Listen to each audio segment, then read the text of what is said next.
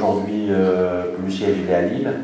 Et l'agence, en fait, est la filiale Tunisie qui s'occupe de l'Afrique, Moyen-Orient, qui diffuse, et la solution elle est diffusée en France, Belgique, et en Suisse et en Angleterre. Le secteur, c'est là où vraiment le cas est intéressant, pourquoi je souhaite partager, parce qu'on a remarqué que la problématique, j'allais dire le cœur de la bibliothèque, l'approche de la bibliothèque est la même. En fait, quand on parle techniquement et framework, en fait c'est la même. Qu'on parle d'université, bibliothèque municipale, centre de doc, en fait on retrouve les mêmes règles. C'est l'ergonomie et le design et le bouquet de services qui diffèrent.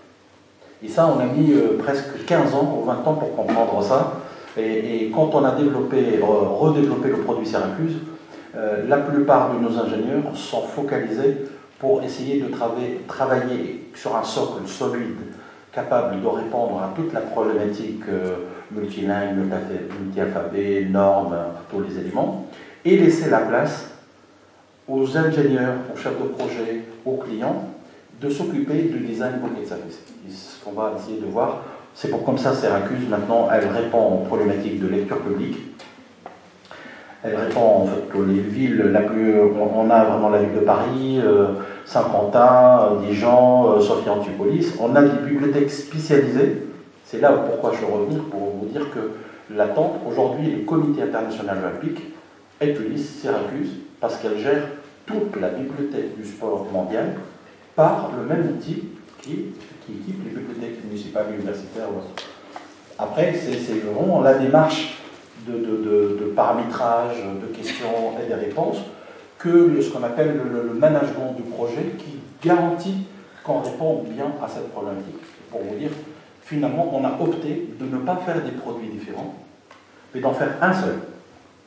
Pourquoi? Pour que la maintenance, le travail et l'évolution soient vraiment la moins chère possible et la plus efficace. Et pour vous dire, et on est content aujourd'hui, parce qu'on avait un rêve et aujourd'hui on est en train de le réaliser, parce que Syracuse est en solution cloud. Ça veut dire quand on met en cloud la même version chez tous nos clients, il n'y a pas de décalage. C'est comme le téléphone. Vous voyez, quand vous avez un téléphone, tout le monde met à jour, mais il peut décider de ne pas le mettre à jour s'il ne veut pas. Mais par contre, le fait qu'on soit en cloud, c'est une solution qui garantit que ce n'est plus le travail des bibliothécaires de s'occuper de la sauvegarde, le travail, tout ça, ça doit être garanti par la solution cloud dans le nuage. Et après, on rentre dans le paramétrage, la mutualisation. Donc l'enseignement supérieur, aujourd'hui, par exemple, le plus gros marché qu'on est en train de faire, c'est ni plus l'université, ni bibliothèque municipale, ni les centres, c'est les écoles de management dans le monde. Vous savez pourquoi? Parce qu'il y a une concurrence de clientèle telle que les écoles de management, les écoles de commerce, s'équipent par des solutions de learning center. Ils ne parlent même pas de bibliothèque infinie, ils ont enlevé le mot bibliothèque. Ils parlent de learning center. Comment l'ingénieur ou l'ingénieur élève qui rentre finalement se dote d'un outil d'accompagnement dans le process de formation qui est le learning center. Voilà Et aujourd'hui, les entreprises, on a pas mal de vraiment Total, le CEA, le CNRS, le ministère, le Premier ministère, on a même la présidence de la République, qui aujourd'hui s'équipe des solutions de recherche documentaire parce que c'est devenu un process important dans le management, ce qu'on appelle le management des data, c'est devenu un élément. En fait, pourquoi je veux partager avec vous? Parce qu'on a souffert pendant 10 ans, exactement, on pensait que le métier des bibliothèques et des archives, c'est laissé pour ceux qui rament et qui n'ont rien à faire et qu'aujourd'hui, on sent depuis quelques années, c'est devenu prioritaire. Pourquoi? Parce que les datas sont devenus un élément important. Et quand on parle des datas, recherche documentaire, là on revient directement à la recherche documentaire, les logiciels de traitement. Voilà, je voulais vraiment partager avec vous ce constat de 26 ans. Au démarrage, c'est une solution qu'on s'en fout, on est parce qu'il faut répondre, jusqu'où c'est devenu presque maintenant stratégique, et c'est plus un élément de plus comme ça. Syracuse, je crois que je vous ai commenté, c'est un ensemble de plusieurs choses, mais en même temps sur une seule solution, c'est de l'SIGB, c'est le portail, c'est le management digital, c'est la gestion des collections numériques, l'e-book, l'e-vote. En fait, tout ce qui tourne autour des data, du contenu, c'est un outil intégré dans Syracuse qui est le digital management.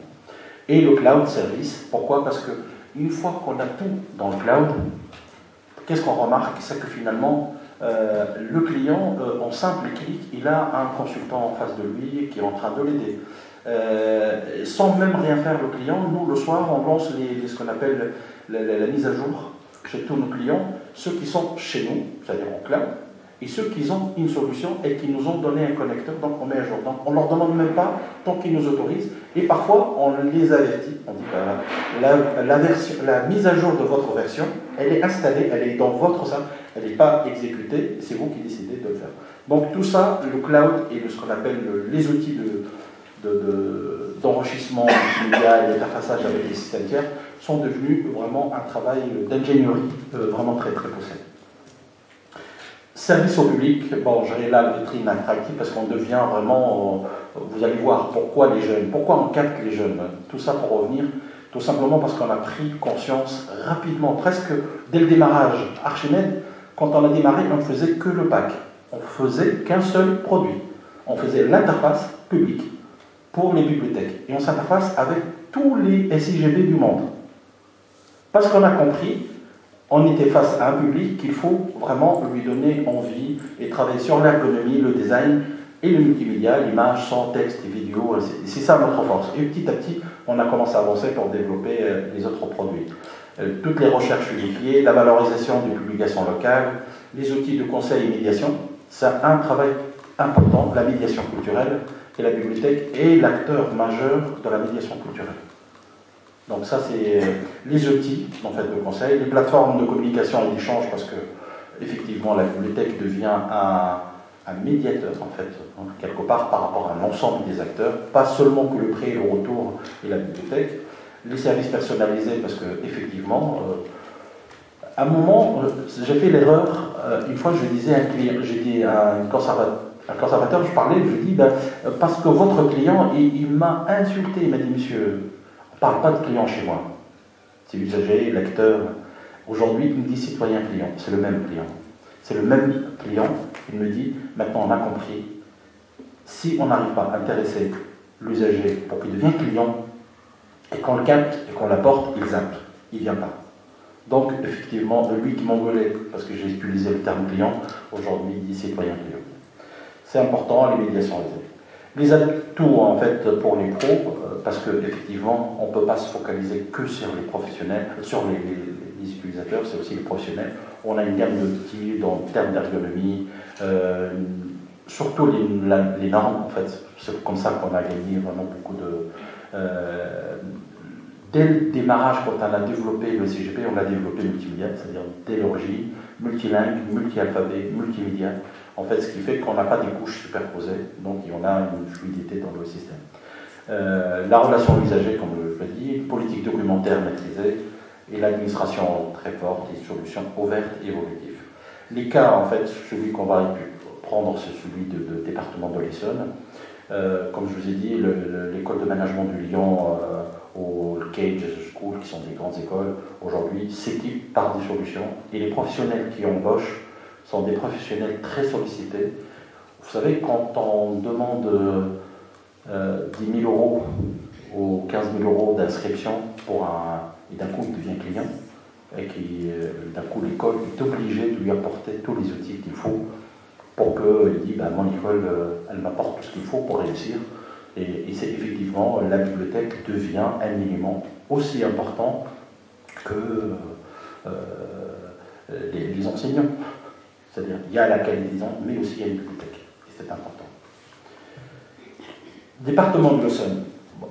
On était très agréablement surpris parce qu'on a une expérience presque partout, sauf dans les collèges.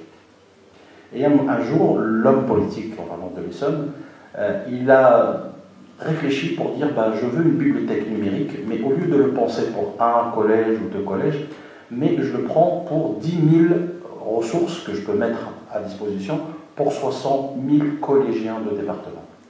C'est ça, l'économie. Si on s'occupe d'un collège à la fois, le projet ne sera pas rentable, ce sera une énergie colossale, et à la fin, peut-être il y a 1, 2, 3 collèges qui vont marcher, il y en a 15 qui ne marchent pas, et à la fin personne ne suit, et que l'expérience peut aboutir à un échec. Par contre, une volonté politique, c'est le département, parce que en France, on a les régions, on a les départements, on a les villes. Là, c'est le département, parce que toute une région, qui a décidé de dire je prends tous les collèges et je fais une solution cloud, 60 000 collégiens. La participation de projet est un accès intégré pour les collégiens, et vous allez voir, en fait, jusqu'au espace numérique de travail. Parce qu'en France, il y a une caractéristique, c'est que l'éducation nationale a poussé que tous les collégiens et les lycéens ont un espace de travail numérique, l'espace de travail numérique. Et vous allez voir, c'est un bouquet de services. Et grâce à notre projet, la bibliothèque est devenue un élément important de ce bouquet de services. En fait, l'accès au réseau de collèges, c'était à la rentrée 2018. La bibliothèque numérique, en fait, surtout le contenu, parce que quand on arrive à vraiment un contenu très riche, et un élément très important, c'est que les collégiens et les collèges ne sont pas que consommateurs de ressources, ils sont producteurs de ressources. Et ça, c'est un élément important. Quand vous êtes producteur et consommateur, ça donne une chance pour que le système marche. Pourquoi? Parce que vous valorisez tout le travail d'un enseignant, d'un élève qui a fait l'exposé sur Notre-Dame de Paris brûlée. Et d'un coup, peut-être un enseignant, il va faire un cours, peut-être un classe, il va faire. Et comment ce travail ne reste pas d'une clé USB ou dans un papier qu'on a jeté. Et d'un coup, finalement, ce qu'on a apporté, c'est que les collèges deviennent aussi producteurs de contenu. Ils ne sont pas que consommateurs. Et c'est des éléments importants. Et un exemple, peut-être ils vont mieux que 36 000 démos. Là, je me suis connecté sur le compte d'une élève collégienne. C'est son espace numérique de travail. Donc, et l'espace numérique, en fait, à voir, et ici, on voit la bibliothèque, en fait, numérique. Et je clique. Et voilà. Là, on est dans son interface de sa bibliothèque. Vous voyez, en fait, on est dans la même ergonomie. Il y a une exigence totale qu'on ne peut pas se permettre de donner une interface banale. Non. Donc, d'un coup, il faut que le gamin... Nous sommes face à une génération Nintendo. On ne peut pas se permettre de dire, il n'est pas là pour jouer, il est là pour travailler. Non, il est là, il veut trouver la même envie, la même ergonomie qu'un jeu. La même ergonomie qu'un portail pour se déplacer. Non. Sinon, à la fin, il va dire, je zappe, je vais trouver tout seul, ou il part à un concurrent le plus important, Google.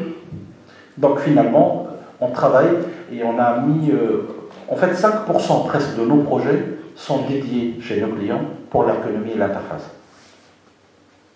On passe du temps pour charter, travailler, définir. On montre à nos clients ce qu'on a fait et on travaille avec nos clients pour adapter par rapport à leurs interfaces pour que ce soit la plus ergonomique. On a des ergonomes qui nous disent, selon les gamins, l'âge, les couleurs sont différentes. On ne peut pas choisir certaines couleurs par rapport à telle. Une interface pour des personnes, par exemple la recherche scientifique pour les manuscrits, on n'utilise pas les mêmes couleurs que l'interface pour des jeunes. Et ça a l'air pas important, mais pourtant, le retour d'expérience en évaluation ont été colossal. Il y a des ergonomes qui installent des caméras et qui regardent les gamins, les chercheurs, tout le monde travaille, et à la fin, ils donnent qu'est-ce qui a marché, qu'est-ce qui n'a pas marché. Là, j'ai pris un exemple, en fait, de Lila Mazni. Et voilà, en fait, l'interface, c'est un portail numérique, comme partout on peut trouver dans une bibliothèque. Si elle va chercher, et je peux vous dire de plus en plus, les ressources sont numériques. C'est-à-dire, le papier continu, pour revenir à l'expérience de madame, le terme classe ou bibliothèque physique ou classe, en fait, tout est mélangé dans le même espace. C'est-à-dire, on peut trouver de la bibliothèque, c'est une salle où il y a tout.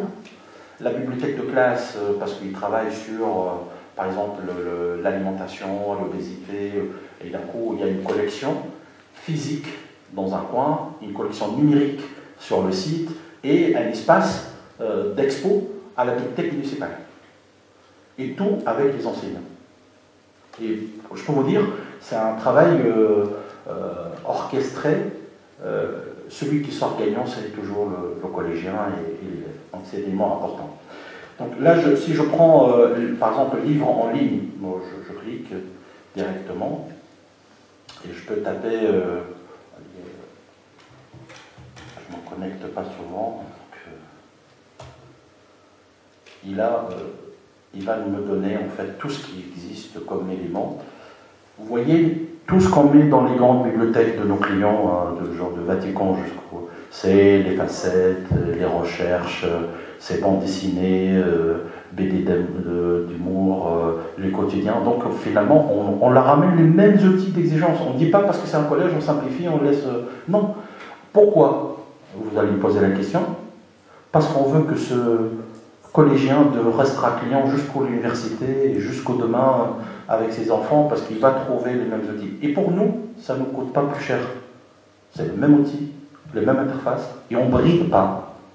On bride quand vraiment on veut faire des espaces petite enfance, des choses comme ça, c'est plus pour un souci de ne pas les laisser vraiment... Voilà, c'est plutôt... Là oui, on le fait parce que les experts, les conservateurs, les bibliothécaires, ils viennent nous expliquer qu'un enfant, il ne faut pas lui laisser 36 000 parce que l'interface... donc là oui, on le fait, mais généralement. Et effectivement, on a remarqué, j'ai oublié de vous dire une chose, c'est que Archimède, en fait, on a signé avec tous les éditeurs français, donc on peut livrer le papier, la recherche, comme le numérique. On fait du prêt de livres de papier, comme on fait du numérique. Et on garantit aux éditeurs que le quota que la bibliothèque a acheté en version numérique est respecté. Nous sommes tiers de confiance qui dit que ce livre, par exemple le Madoudou, si la bibliothèque de collège là, l'avantage c'est qu'ils ont mutualisé. Ils achètent par exemple, là pour les 60 000 collégiens, ils achètent par exemple 200 accès simultanés de Madoudou. Mais donc il faut une plateforme qui garantit qu'il y a toujours 300 gamins en même temps et pas plus. Donc nous, le gamin, dès qu'il a fini de lire Madoudou chez lui, on prend le jeton et on le libère pour un autre. Voilà. Donc c'est Syracuse qui le fait. Donc d'un coup, on garantit qu'on donne l'aspect physique pour chercher le livre au USPO, mais aussi la version numérique. Et si je veux la consultation directement de documents, là on a immédiatement le même outil qui peut le prendre sur une tablette, une liseuse, on apporte et il peut le lire tout seul dans un coin à la bibliothèque. Et ça m'a fait plaisir parce que finalement, les gamins dans le quartier défavorisé, ils ont la même chance que d'autres parce qu'ils partent aussi avec des tablettes et avec des livres numériques. C'est pas parce qu'il n'a pas de tablette qu'il n'a pas le droit à ces livres numériques. Donc il peut partir avec un élément ou ça peut être un livre, 2 livres en papier ou 5 livres numériques. En fait, la même chance que le gamin de Versailles qui aussi a une tablette qu'il a achetée à la FNAC et qu'il a ses livres. Donc il a, franchement, c'est une chance que les enfants des quartiers défavorisés ont accès à la connaissance et du savoir en même rang que les enfants des quartiers aisés. Et ça, c'est des éléments quand même importants. L'avantage, c'est que maintenant, on a résolu presque tous les problèmes des formats, des livres numériques, des e-books, les trucs. Il n'y a plus vraiment de difficultés parce qu'on formate, et c'est nous. Et nous, format de lecture qui simplifie, on peut mélanger même des documents de nature complètement différente directement, et on a le gamin qui peut vraiment... Donc, et ça peut être sur un PC, ça peut être sur une tablette, ça peut être sur un portable, même un livre téléphonique. Hein. Aujourd'hui, les smartphones, ils arrivent à lire certains éléments. Pour les mâles et non-voyants, donc on a la même interface est ouverte pour les mâles et non-voyants. Donc ils acceptent vraiment au même document, seulement quand c'est vraiment les formats d'images non. Mais tout ce qui est PDF, tout ce qui est Word, on arrive avec Joyce ou avec des trucs pour lire et expliquer ou mal et aussi la difficulté de... L'avantage, comme je vous ai dit, tout est connecté sur Twitter, Facebook, enfin tous les outils. Donc on ne peut pas se permettre aujourd'hui de laisser un collégien de dire bah non, déconnecté de la bibliothèque, t'es plus sur Facebook. Ben non, s'il veut vraiment comment dire, partager ou échanger, on ne peut pas se permettre de lui dire non, non, Facebook il n'y rentre pas. Non, il faut qu'il soit aussi un outil intégré. Et je vais vous raconter une anecdote qui m'a fait la chair de poule, vraiment, c'est que dans une classe, la moyenne en fait en lecture, quand il y a des livres à résumer, ceux qui ont des parents d'un niveau socio-professionnel vraiment important s'en sortent mieux que les autres. Et on a fait une expérience en mettant sur notre réseau, je regarde sur Syracuse et Bigfly, le livre a été donné en numérique sur le portail et les enfants, les collégiens partagent sur les réseaux sociaux vraiment de Syracuse entre enseignants, parents, on a ouvert aux parents, et l'élève. Et les enfants qui avaient toujours une note très faible, qui n'étaient pas du tout vraiment les premiers de la classe en lecture, ont trouvé un échange avec les parents de leurs copains, des copines. En fait, les parents, chaque parent, il a dit, ben, ok, mon fils, il a l'habitude, voilà, ça se passe bien, mais son fils Ahmed, je m'excuse, mais malheureusement, la grande majorité, c'était des enfants arabes. Et d'un coup, les parents ont pris part pour échanger avec ces enfants, et ces enfants ont obtenu les meilleures notes. C'est émouvant. Ça veut dire la réponse, c'est pas parce qu'il n'est pas bon, mais peut-être qu'il n'a pas l'environnement, l'univers, l'entourage pour réussir. Il suffit juste de choisir un outil. C'est là votre responsabilité, la nôtre. Notre responsabilité, la vôtre, c'est donner chance à ceux qui n'ont pas ni les ressources, ni les moyens, ni les parents, de réussir les Sciences Po, les concours, de lire, d'être vraiment... Et cette expérience m'a vraiment ému parce que on a fait la même expérience pour le concours de Sciences Po. C'est-à-dire, le directeur de Sciences Po Paris a fait la discrimination positive, c'est-à-dire il a réservé des places exprès pour les quartiers. Moi, je n'étais pas pour cette approche-là. Et le directeur de Sciences Po Lille, il a demandé à tous les ingénieurs, les élèves ingénieurs, pour accompagner les enfants dans les quartiers défavorisés, de préparer le concours dès la première et la terminale. Par exemple, je pars avec eux après le journal de 13h, de 13h30 à 14h, on prend sandwich et on échange sur le journal télé. Chose qu'ils ne font jamais chez eux. On s'est abonné au journal Le Monde et ils viennent prendre le journal. Donc on a changé leurs habitudes et on a multiplié par 3 le nombre de réussites en Sciences Po dans ces quartiers. Et moi je reviens toujours pour dire que vous, professionnels des bibliothèques, et nous, on a une responsabilité, plus que tous, pour essayer de ramener ces outils de la connaissance et du savoir pour tous au plus grand nombre. Mon rêve, je dis toujours à Madame Tamart, c'est elle qui m'a converti dans ce domaine il y a presque 19 ans. Mon rêve, c'est d'avoir un jour, parce que j'ai eu les larmes quand j'ai arrivé à la médiathèque de l'Ariana, et j'ai vu des gamins qui se baladaient au Louvre avec le CD et connaissaient le Louvre au bout du doigt, et qu'ils étaient émus tous parce qu'ils ont eu une médiathèque, ils ont eu un jukebox de CD-ROM en réseau. Et quand j'ai vu ça, je dis mais finalement on fait quelque chose d'extraordinaire, n'est pas que de la politique. Mon premier client c'est Borloo, qui est la bibliothèque de Valenciennes. Il a dit mon rêve c'est faire de ma médiathèque la FNAC publique.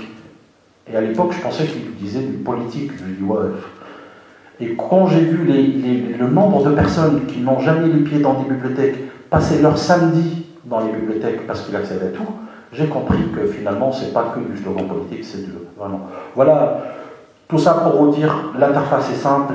Il faut qu'on arrive à donner à chaque collégien la possibilité de se connecter entre l'enseignement, la pédagogie, parce que ce n'est pas que une bibliothèque numérique, c'est aussi des ressources, c'est aussi un parcours, c'est aussi un partage. et le connecter en réseau. Et c'est là où, à mon avis, on peut vraiment apporter, et quand je dis il y a tout, c'est-à-dire les chargements, les consultations, les documents, et aussi donner des commentaires. Hein. Ce qui est bien, c'est qu'on n'est pas aussi que dans l'approche un petit peu de... Il y a des aides, on peut aller plus loin dans le paramétrage, mais ce qui est important, c'est avoir cette possibilité de feuilleter facilement en fait une bibliothèque comme un livre, comme un journal, et c'est ça je vais essayer de ne pas être trop, mais d'un coup je préfère plutôt échanger avec vous pour voir un petit peu, voilà,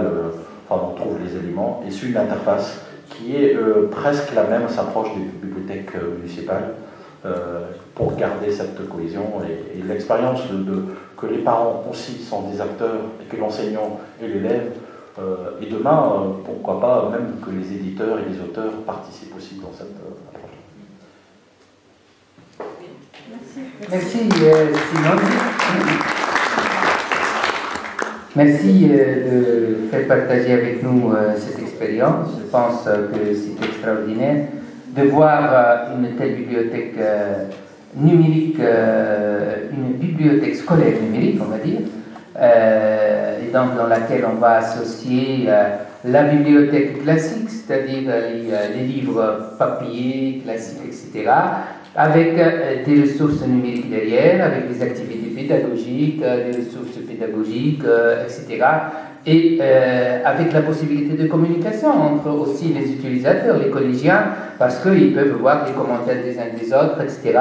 Et c'est toujours enrichissant, et je pense que c'est un accompagnement scolaire très intéressant, puisqu'on a accès à cette bibliothèque là où on est, et c'est très intéressant, la bibliothèque nomade, on va dire, à laquelle quiconque peut accéder à tout moment où il est, et c'est très positif de ce côté-là. Donc on ouvre le débat le plus intéressant pour Simonji pour cette séance.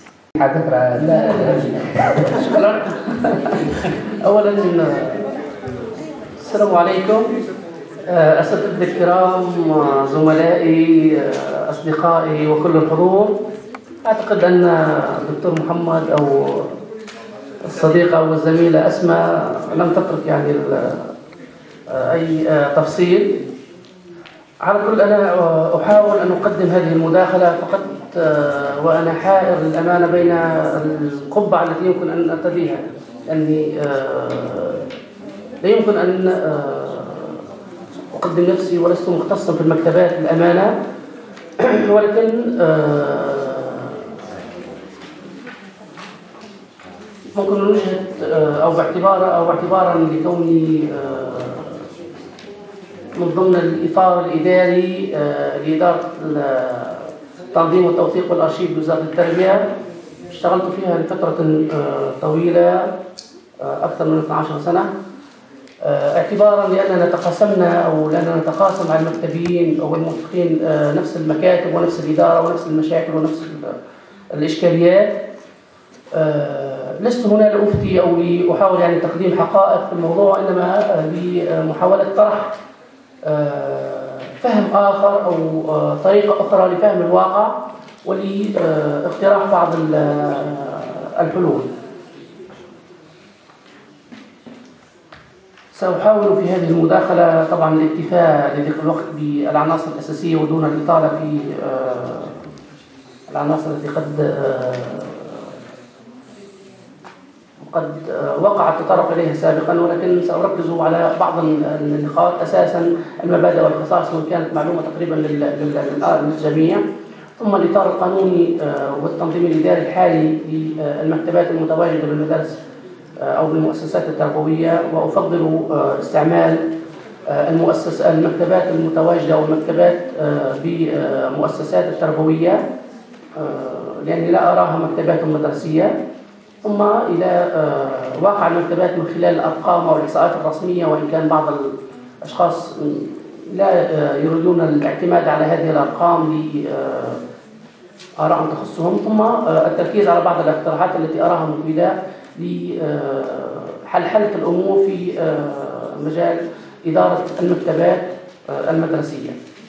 الإشكال الرئيس بالنسبة لهذه المداخلة يتمثل في معرفة أو في تبيان الإطار القانوني والإداري الحالي المتواجد الآن، إن كان يمكن أساسا من مساعدة المكتبات في تحقيق ما يمكن أن تقوم به أصلا. وزارة التربية حددت من ضمن أهدافها الاستراتيجية لقطاع التربية مجموعة من العناصر أعتقد أن أغلبها يتعلق أو يمس في جانب منه بالمكتبات المدرسية أو مصادر المعلومات بصفة عامة، ولكل رأيه في التسمية. تكريس مبادئ الحوكمة الرشيدة صلب المنظومة التربوية، لا يمكن أن لا يكون لمجال المكتبات جزء أو نقطة في هذا المجال في الحوكمة، باعتبار أن الحوكمة هي التوظيف الأمثل للمختصين والموارد وما إلى غير ذلك. تطوير وتوظيف التكنولوجيا أعتقد أن هذا من ضمن أو من النقاط المهمة جدا استغلالها في مجال المكتبات المتواجدة للمؤسسات. التصدي للفشل المدرسي لا يمكن أن يمر دون الانتباه إلى أهمية المكتبات وتطوير الحياة المدرسية، باعتبار أن المكتبة في صميم أو في قلب الحياة المدرسية للتلاميذ، ثم تطوير كفايات الموارد البشرية، وسنرى كل هذه النقاط. سأمر بسرعة ممكن بالنسبة للنقاط المتعلقة بخصائص المكتبات المدرسية أو ما تستوجبه المواصفات الدولية والنصوص المرجعية في مجال المكتبات المدرسية، من أن تحتوي وجوبا على مختصين من المتحصلين على شهادة في المجال، وأن تكون أرصدة تناسب عدد التلاميذ، وأن تكون هذه الأرصدة في إطار سياسة للتجديد والاقتناء وما إلى غير ذلك. سأمر على كل هذا لأن وقع تناوله تقريبا في أكثر من مناسبة، وسأحاول التركيز على أهمية مجال أو تبيان حضور مجال المكتبات عند المشرع التونسي في مجال أو المتعلق بالتربية. فالتربية من خلال النصوص الأساسية للحياة المدرسية أو النصوص الأساسية في مجال الحياة المدرسية هي أساسا اثنان: القانون رقم 2 لسنة 2002، ثم الأمر المتعلق بالحياة المدرسية. وعند دراسة وتبيان هذه النصوص كنت أبحث كل مرة على مكان لتواجد أو يعني المشرع التونسي يقول هنا يجب أن نعود أو يجب أن نستعمل أو يجب أن يكون للمكتبة دور أساسي. فكلما قرأت إحدى الفصول أو إحدى المواد لهذه النصوص القانونية كنت على وشك القناعة أن الفصل القادم سيكون للمكتبة، أن النقطة التالية ستتعلق بأهمية المكتبة المدرسية.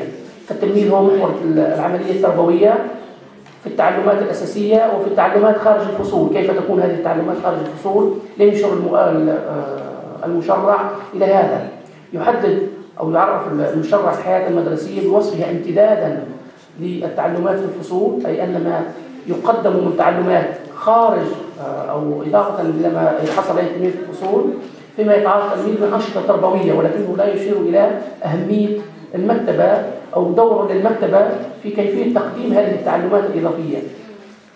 يقول أن الحياة المدرسية تقوم على الانسجام والتلاهم بين محتويات التعلم ومناهجه وبين الأنشطة المكملة له، وكأنني أنتظر في كل مرة أن المشرع سيشير إلى المكتبة، سيشير أن هذا يتحقق عبر المكتبة.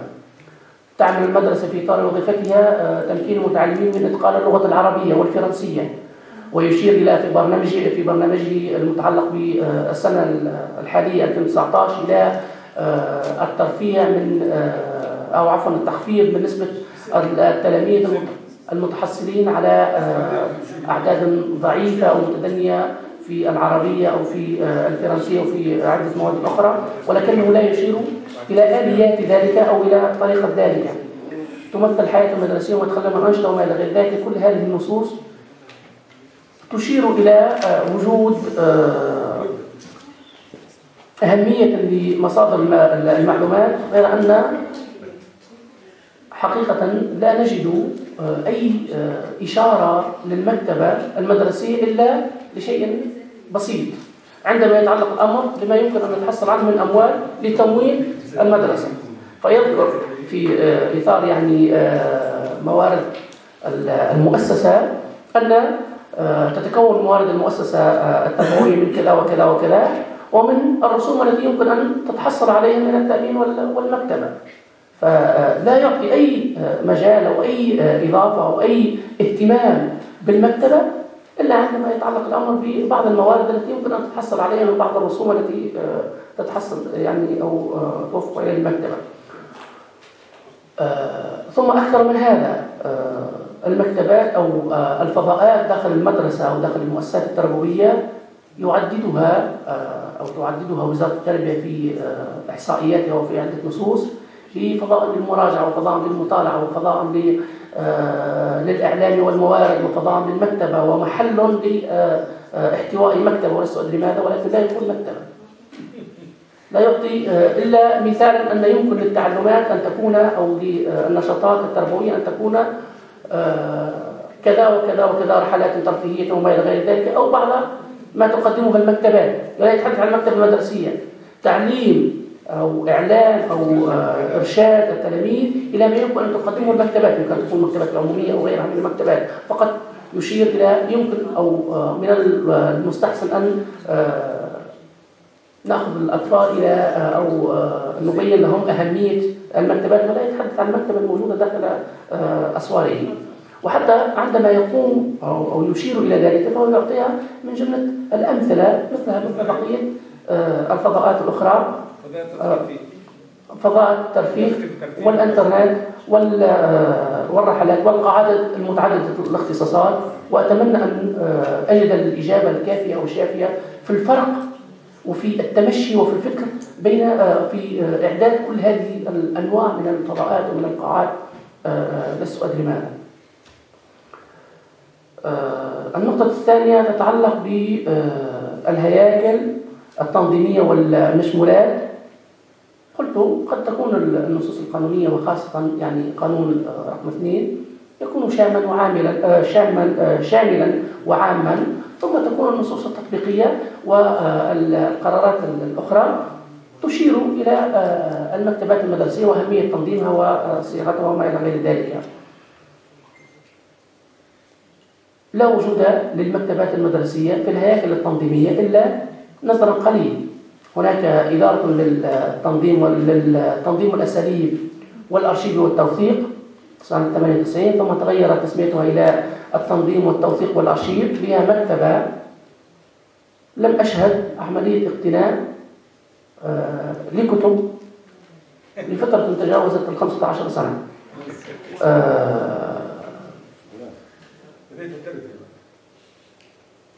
الجزء الموالي يتعلق بالتمثيليات الجهوية. طبعا الإدارات الجهوية ما كان يسمى سابقا الإدارات الجهوية أو ما يصطلح عليه الآن بالمندوبيات الجهوية للتربية، فترة معينة التربية والتكوين. في سنة 2007 كانت هناك نوعا من بادرة حسنة، قسم للتوثيق. نعم. النصوص القانونية دي مهم جدا. كانت هناك بوادر جيدة في سنة 2007 بوجود قسم للتوثيق في الهيكل التنظيمي للمؤسسات الجهوية أو للإدارات الجهوية للتربية، ملحق مباشرة برئيس المؤسسة.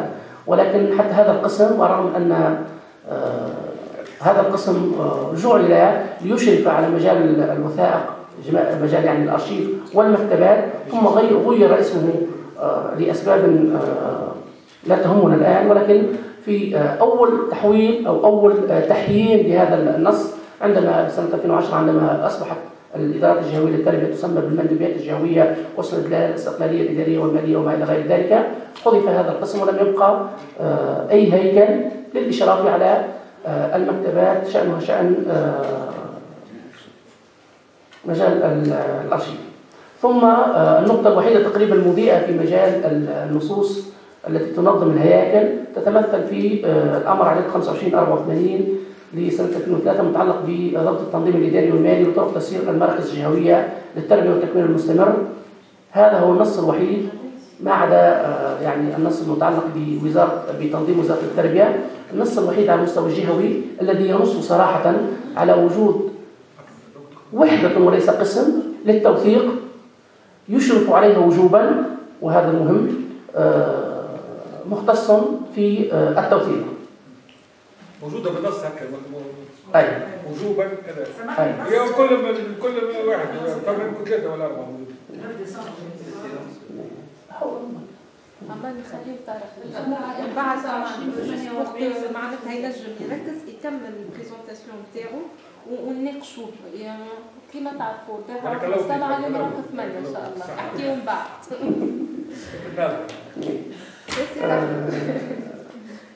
طيب ما زلنا في هذا النقاش عن الهياكل. طرح صباحا موضوع المكتبة التي أقفلت أبوابها بعد رحمه الله الدكتور محمد. المعلومة تتمثل في أن أبواب هذه المكتبة ستفتح، ولكن بأي شكل ستفتح؟ أنا صراحة ممن لا يريد النظر في الشكليات وإنما في الأصل. إن أردنا فتح هذه المكتبة ستفتح المكتبة في أول تغيير أو أول تحديث للهيكل التنظيمي لوزارة التربية، ستفتح هذه وستصبح من مشمولات إدارة التوثيق، ولكن هذه الحلول فقط هي حلول شكلية. الأصل أن نتساءل بالنسبة لهذه المكتبة ولهذا الرصيد الثري جدا كيف سيدار وماذا سنقدم له. يعني هل ستكون هناك انتدابات لمختصين في الوثائق؟ هل ستكون بنفس القاعة؟ هل سيتم استعمال نفس البرمجيات الموجودة سابقا أو تطويرها وما إلى غير ذلك؟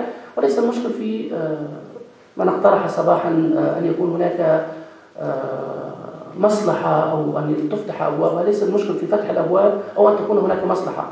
أنشئت مصلحة ولم يسمى فيها أي مختص ولا غير مختص، ثم حذفت هذه المصلحة. فليس المشكل في وجود نص، وإنما في كيفية تطبيق وتثمين هذا النص واستغلاله في عملية حقيقية لإصلاح مجال المكتبة. ستفتح المكتبة، ولكن بأي شكل ستفتح، بأي طريقة أو بأي مختصين ستفتح هذه المكتبة بنفس ما هو موجود حاليا من مختصين لهم رصيد صغير جدا لم يتجدد، أم بكفاءات أخرى، بموارد أخرى، بميزانية أخرى وما إلى غير ذلك. فأنا عادة ما أهتم بالتغيير الحقيقي وليس الشكلي. النقطة الأخيرة تتعلق طبعا إطار القانون الإداري قبل أن أمر إلى الإحصائيات بالمختصين في مجال المكتبات. فسلكهم سلك مشترك، يعني الصادر بالأمر عدد كذا وكذا لسنة 99 ونص أدري ماذا، لا إشراف فني عليهم، والإشراف الفني أهم من الإشراف الإداري. صحيح يعني من المهم أن يكون هناك إشراف إداري للموظفين في الإمضاء والدخول والخروج والنقل وما إلى غير ذلك والتعيين، ولكن المهم أن يكون هناك إشراف فني. أنا أتبع أي هيكل عندما أكون في حاجة لبعض المعلومات أتوجه إلى ماذا؟ عندما أكون في حاجة إلى تكوين مستمر، من يقدم هذا وفق أي برنامج؟ للأمانة هناك برنامج، منذ تحدثت عن التكوين المستمر، كان هناك برنامج لوزارة التربية يتعلق بجميع كوادرها أو جميع موظفيها، بما في ذلك المختصين في المكتبات. وقد شاركت في الإشراف على جزء منه، ولكن المشكل الآن في هذا البرنامج هو أنه برنامج مسقط أو فقط شكلي. ستخصص 4 أيام لتكوين للمختصين في المكتبات. ما هو المحتوى؟ من سيقوم بالتكوين؟ من المتكون؟ هل هم عوان الاستقبال أم الموثقين مساعدين موثقين محافظ للسؤدريمات؟ يعني لمن؟ ثم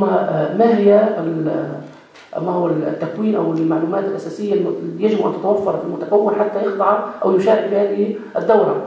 ثم هل من دورات أخرى لاحقة تعتمد على المستوى أو ما تحصل عليه في الدورة هذه حتى يكون هناك تواصل؟ لا شيء من هذا، فقط يعني برنامج يشير إلى أن هناك 4 أيام مخصصة للتكوين للمختصين في المكتبات المدرسية ومراكز التوثيق، ولست أدري إن كانت هناك أساسا مكتبات المدرسية يعني بالتسمية هذه. 4 أيام يحدد المكون أو المشرف عنها بالتنسيق مع إدارة الأرشيف. وأنا دائما ما أهتم بالتفاصيل، يعني داخل وزارة التربية في الإدارة العامة للبرامج والتقييم المستمر يقولون بالتنسيق مع إدارة الأرشيف.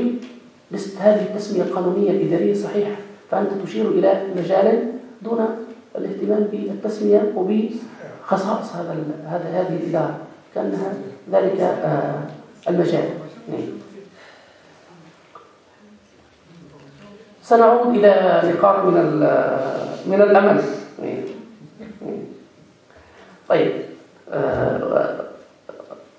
لا يمكن المرور دون النظر في ما تقدمه أو إلى واقع المكتبات المدرسية.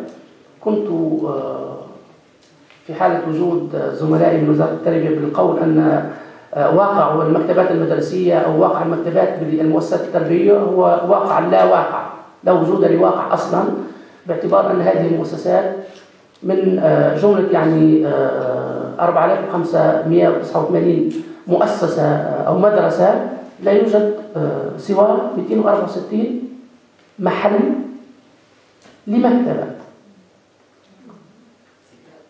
يحتوي أو مجمل الكتب المتواجدة في 264 محل المكتبة.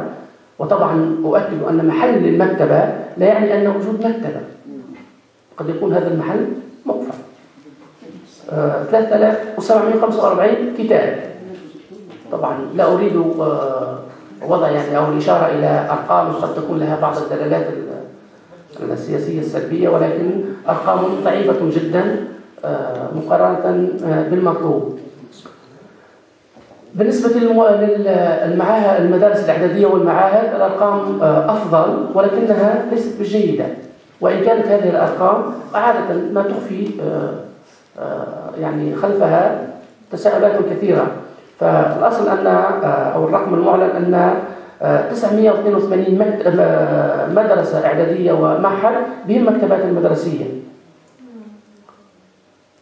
ولكن هل من شراءات، هل من تطوير لهذه الأرصدة، هل من مختصين؟ أردت يعني تجاوز فترة الصدمة، ولكن سأصدمكم مرة ثانية. عدد المختصين في المكتبات في وزارة التربية هو 60. 48. نعم. عليكم برشا. 48. الأرقام الرسمية لوزارة التربية في ميزانية 2019 تشير إلى 60، وهو يتطابق ممكن برقم 1 أو 2 يعني للأستاذة ليلى المحلي التي أغيلت على التقاعد، ولكن تقريبا في 60. يعني مقارنة بعدد المؤسسات والهياكل الأمر سيكون في الرقم الرابع أو الخامس بعد الفاصل، وبالتالي لن يؤثر هذا على إن كان هذا الرقم هو 0.001 أو 0.001.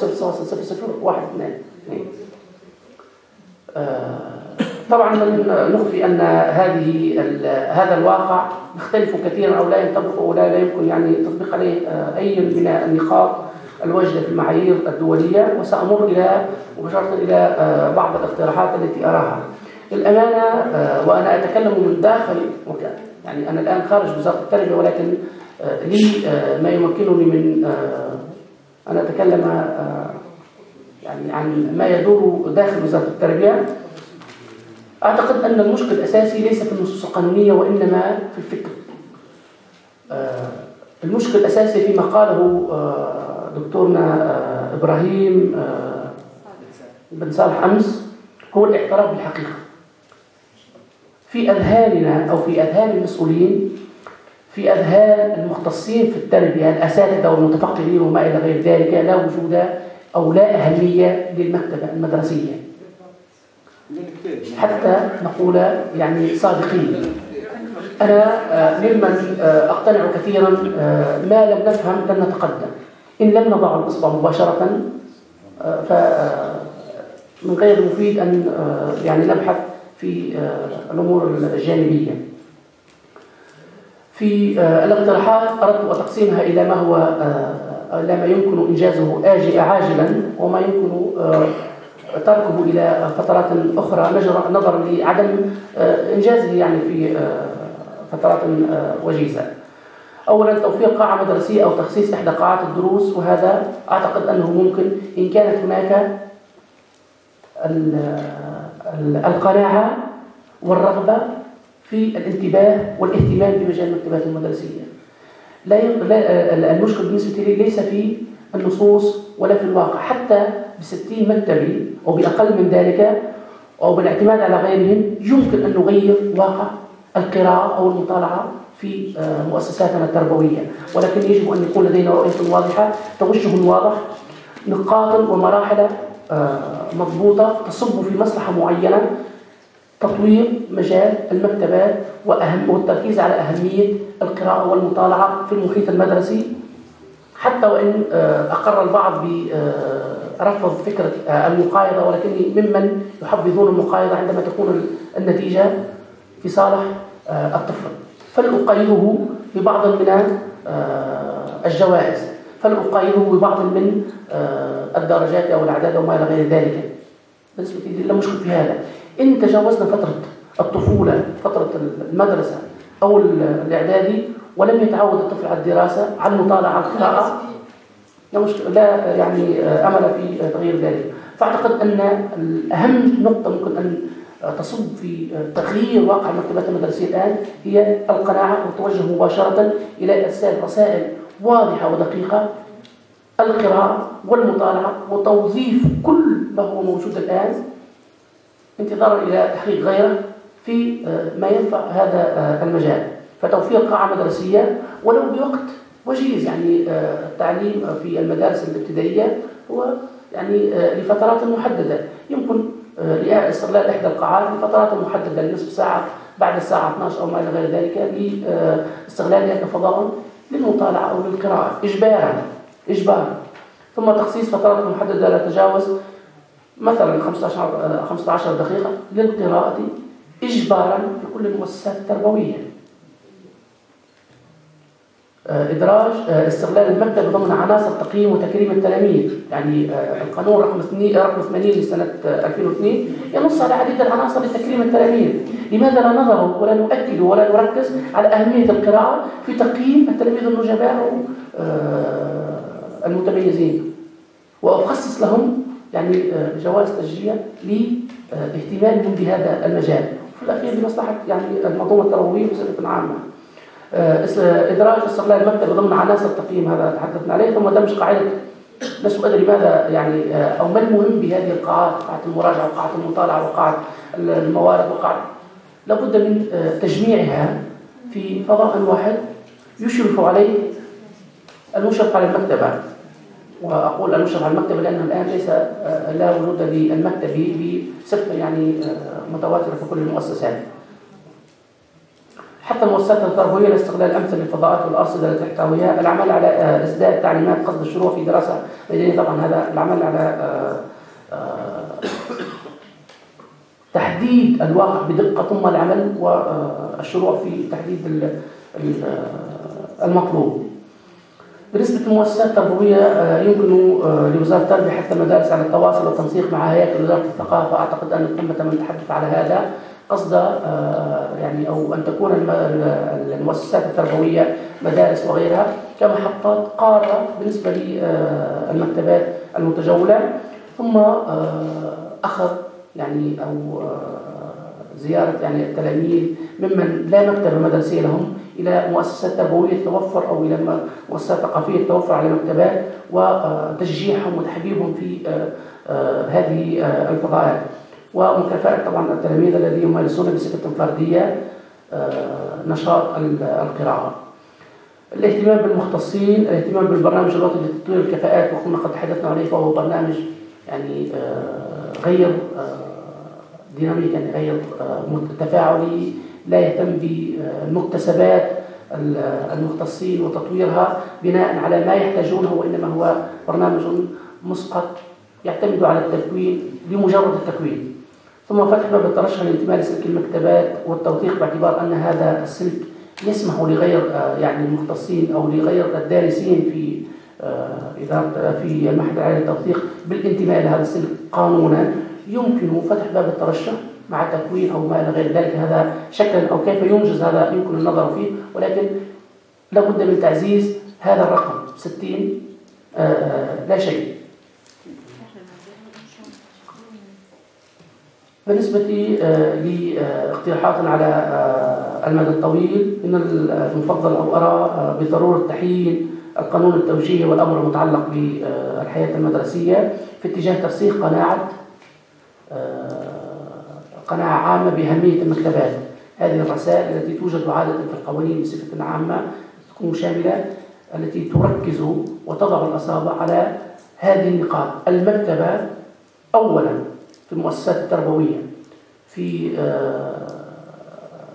يعني البناءات، في مساحتها، في شكلها الخارجي، في رصيدها، في من يديرها، في الفضاءات التي تخضع لإشرافها وما إلى غير ذلك. ثم تجاوز الهيئات الحالية المتعلقة بالإشراف الإداري والفني.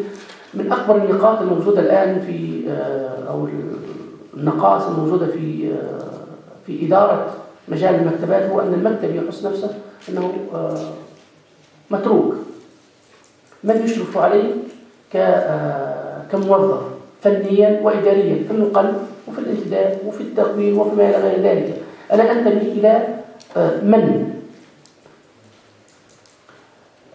في هذه أعتقد بالنسبة لي اعتقادا جازما أن كيفية إدارة هذا المجال لا يمكن أن تكون إلا بالاعتماد على المركزية تحت الإشراف المركزي. المقصود بهذا أن تكون للإدارة المركزية دور أساسي في صياغة البرامج والخطط، في إعداد أدلة الإجراءات، في إعداد شبكة للمكتبات المدرسية، لتوزيع الإطار، لتحديد أي المؤسسات يجب أن أنتدب إليها مختصين في المكتبات، متى وكيف وكم. هذه من مشمولات الإدارة المركزية. تنفيذ هذا يوكل إلى الهيئات الجهوية، سواء تعلق الأمر يعني بالمندوبيات الجهوية أو بالمراكز الجهوية للتربية المستمر والمؤسسات التربوية. ثم تخصيص الاعتمادات الضرورية للانتداب على المستوى المركزي، ثم على المستوى الجهوي أو المحلي يعني في المندوبيات وفي المؤسسات التربوية لابد من أن يكون هناك باب قار لا يمكن تحويل اعتماداته ترصد إلى تطوير الأرصدة. من السهل يعني دائما الأمور الشكلية هذه بسيطة جدا، تريدون باب تدرج تحته بعض الأرقام لاقتناء كتب، لا مشكلة في ذلك، سنضع ذلك، ولكن لن يشرع أي كتاب. يجب أن تكون هذه المبالغ غير قابلة للتحويل إداريا، أي لا يمكن طلب تحويل الاعتمادات المرصودة تحت هذا الباب إلى باب آخر. هكذا يمكن أن نضمن ماليا أن تكون هذه الأموال مرصودة في مجالها. تحدث البعض عن غلق الباب أمام الاجتهاد الجهوي أو الشخصي، أن المكتبة أو المؤسسة التربوية يمكن أن تبحث عن مصادر للتمويل أو عن مصادر مالية للتمويل أو عن مصادر لتمويل رصيدها من الكتب مباشرة. يجب فتح النقاش في هذا وتمكين أو فتح الأبواب للمكتبات سواء تعلق الأمر المدرسي أو في المراكز الجهوية للتربية المستمرة للحصول على تمويلات لتمويل أرصدتها مالية أو غير ذلك. كيف يحقق أو كيف ينجز ذلك هذا يمكن أن يدرس من حيث تحديد المحتوى وأنواع المعلومات وماذا يوجد في هذه الكتب وما إلى غير ذلك، أو من أي جمعيات يمكن أن نقبل الأموال، هذا شيء آخر، ولكن يجب أن تفتح الأبواب في هذا الاتجاه. إدراج تصرف المكتبات أو إدارة المكتبات إلى مصادر المعلومات ضمن برامج التفقد الإداري. عدم إدارة المكتب بشكل جيد لا يعتبر خطأ إداري اليوم، والأصل أنه جريمة وليس خطأ إداري يجب أن يعاقب عليه طبعا حسب درجة يعني تدخله في ذلك ومسؤوليته في ذلك، ولكن يجب أن يدرج من ضمن الأخطاء الإدارية التي يعاقب عنها المسؤول عن ذلك. أن تقفل باب مكتبة أو أن يكون لديك رصيد ومختص وتحول هذا المختص إلى قسم آخر يجب أن تساعد، وأن يكون على الأقل يعني دعم من المساءلة، وأن يكون على الأقل من ضمن الأخطاء الإدارية المدرجة في قول الأخطاء الإدارية للتفقدية الإدارية والمالية للوزارة. ثم العمل على خلق مكتبات مدرسية محلية في حال عدم وجود أو عدم إمكانية وضع مكتبات لكل مؤسسة. يمكن أن نجمع أو أن نحدد مكتبة لكل مجموعة من المؤسسات تشترك فيها يعني المؤسسات التي المرتكزة في تلك الشعب. ثم الشروع في إعداد دليل الإجراءات وضبط المهام الإدارية والفنية الموكلة للعاملين وما إلى غير ذلك. أخيرا أنهي بالمختصين. المختصين في المكتبات بالمؤسسات التربوية ليس كغيرهم من المختصين في المكتبات. فالرصيد يختلف، رصيد المكتبات المدرسية يختلف عن رصيد المكتبات الجامعية وعن المكتبات العمومية. طبيعة تخصصهم، التوقيت الإداري وما إلى غير ذلك، نقاط كلها طبعا موجودة في البحث كامل، ولكن كلها نقاط تجعل المختص في هذا المجال يختلف عن المختص في المكتبات في غيره من المؤسسات الجامعية أو الثقافية. ثم الحياة المهنية الأعوان يعني من انتداب وترقية وما إلى غير ذلك. فلنكن صادقين، ودائما ما أشير مباشرة إلى المكمن الدال. إن لم تكن لدي آفاق مهنية لن أبقى في هذا المكان، لن أبقى في هذا المكان. إن لم تكن هناك إمكانية للارتقاء المهني، للحصول على وظائف، للارتقاء في السلم الوظيفي، ما الذي يجبرني على البقاء في المكتبة؟ يجب أن تفتح أبواب الترقية المهنية، وللأمانة فهي مفتوحة وهي سنوية في وزارة التربية، ولكن يجب أن يرافق ذلك أبواب للترقية المهنية في الخطط الوظيفية. أشكركم على هذا جزيل الشكر على صبركم والاستماع.